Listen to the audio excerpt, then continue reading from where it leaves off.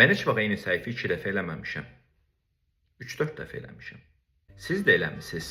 Həyatımız səhv eləməklə keçir və bu qaçınılmazdır. Və sizə bir şey deyimmi? Yaxşı ki, səhv edirik. Əgər səhv etməsəydik, həyatımız çox maraqsız olardı.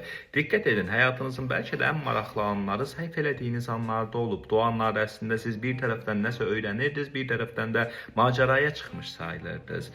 Bəli, həyatımız sadəcə doğruları edərək keçsəydi, biz bu həyatdan heç nə öyrənməzdik, inkişaf eləməzdik, özümüzü harasa aid hiss eləməzdik. Böyük ehtimalla insanlar bizdən dostluq eləmək istəməzdilər, çünki insanlar adətən ətraflarında mükəmməl insan görməyi sevmirlər və beləcə maraqsız və sıxıcı həyatın içərisində depressiyadan əziyyət çəkməyə başlayardıq.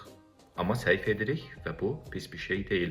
Önəmli olan əslində səhvin nə qədər böyük olması və formatının nə olmasıdır. Bunu deyərkən nəyi nəzərdə tuturam?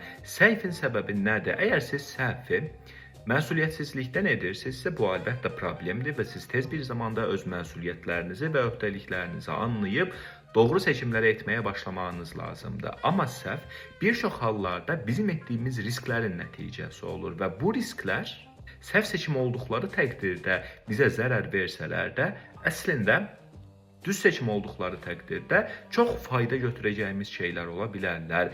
Ona görə də əslində risk eləmək də pis bir şey deyil. Necə deyərlər, ən böyük risk eləməməkdir.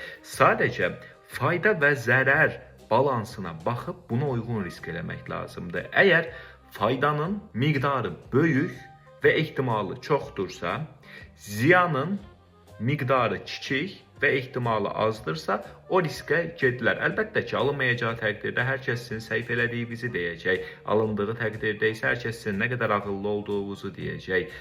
Amma heç risk və səhv eləməsəz, bütün həyatınız sıxıcı olacaq.